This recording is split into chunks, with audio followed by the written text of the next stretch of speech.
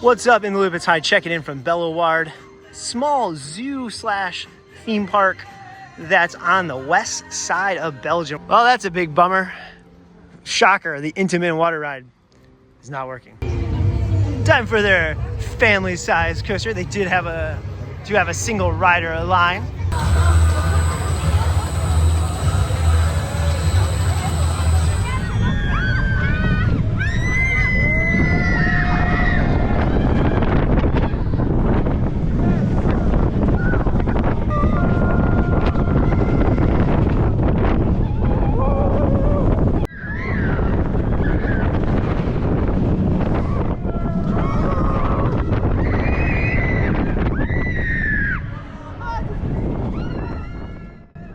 If you've been on Fire Chaser Express at Dollywood, it's a very similar ride. Forwards, backwards, some small launches. Overall, a really fun ride. It kind of surprised us. Kind of the perfect family coaster. Dawson Duel is really unique. It's two mountain coasters without the mountain, which means you have to walk to the top, which quite a bit of a walk. But once you get up there, this is included with park admission, and it's a great fun ride. Had a bit of a long line though because, well, capacity is pretty low.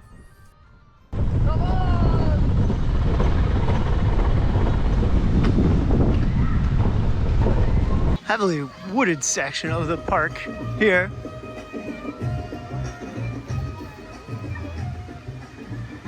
Some kind of like Southeast Asia theme here. The dive show.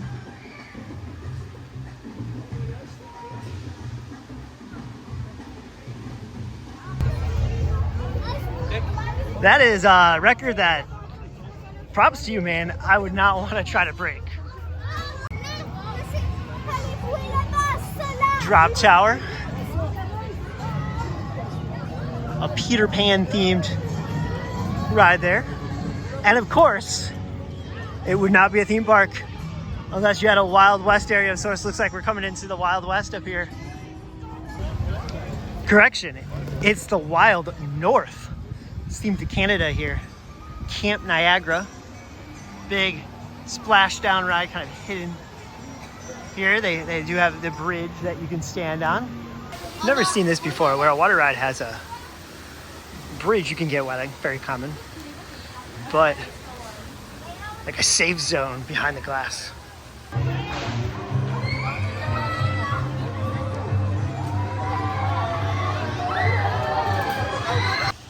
Tropical kind of Polynesian vibe going on in this section of the park. It says there's a Texas grill.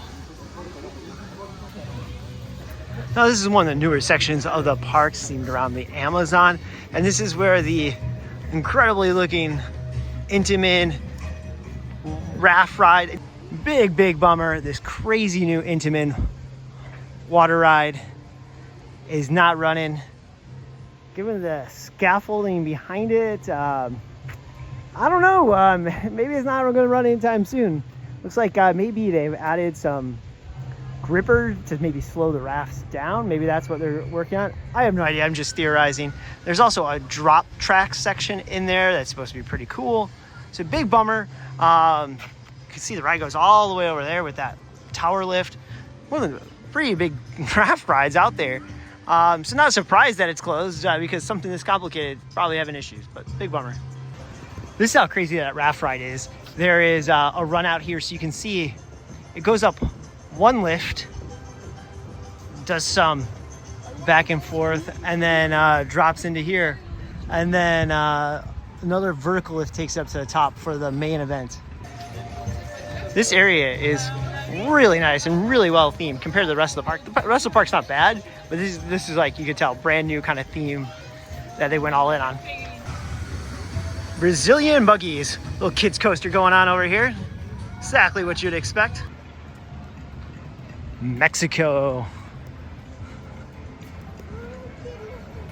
Has a couple coasters back here, both a boomerang and a indoor-outdoor dark ride coaster. Some colorful buildings as you would expect in Mexico.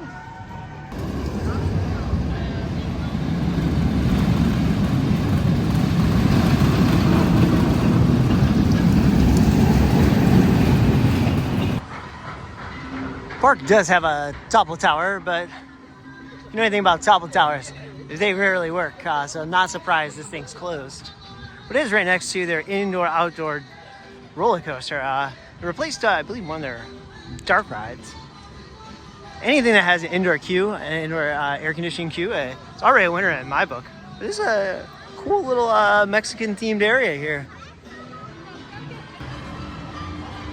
So that ride was really cool. It starts off with maybe about a 30-second dark ride part, quite long, before coming outside here, and then it dives into, and the rest of the ride, so you go from like a dark ride that seems to like kind of like Aztec ruins, and as soon as and then it pops out here, as soon as you dive back, full rave, flashing lights, multi-colors, wild, really fun, unique. There is a spinning cow ride next to the Texas Grill. Huh. Next up is Jungle Mission. Watch out for the snake. It is a automated jungle cruise style ride. Moi non plus, j'avais eu trop peur. Non, vous avez eu peur. C'est mort. Oh non, ça reste pas pourquoi.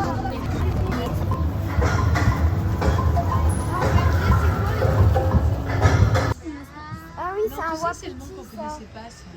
J'ai pas retenu. C'est ça, c'est un wapiti. Oh non, non. Mais t'as déjà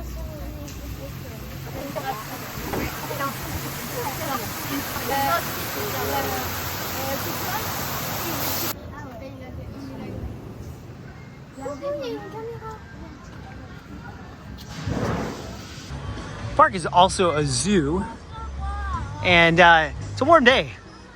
So if you look very, very carefully, you might be able to see the tigers laying in a little bit of shade in this giant enclosure. There's a couple other animals sprinkled throughout this Asia section of the park.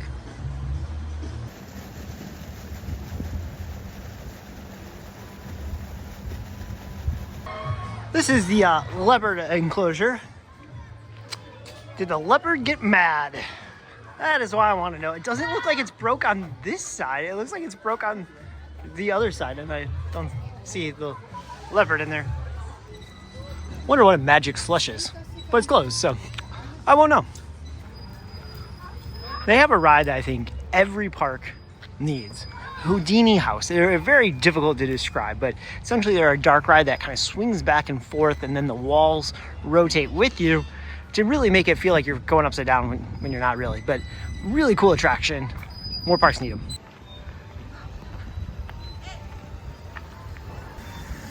Let's enter the lemur exhibit. If I can figure out how to open the door here.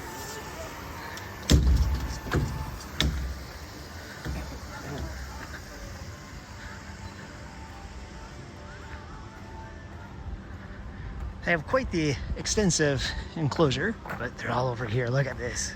This is so cool. It's feeding time, so they're all huddled up. That makes sense.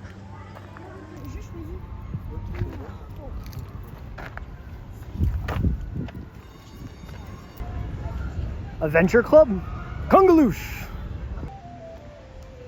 Quite the big giraffe exhibit. And they have quite a few giraffes too. Count 1, 2, 3, 4. Mixed in with the zebras.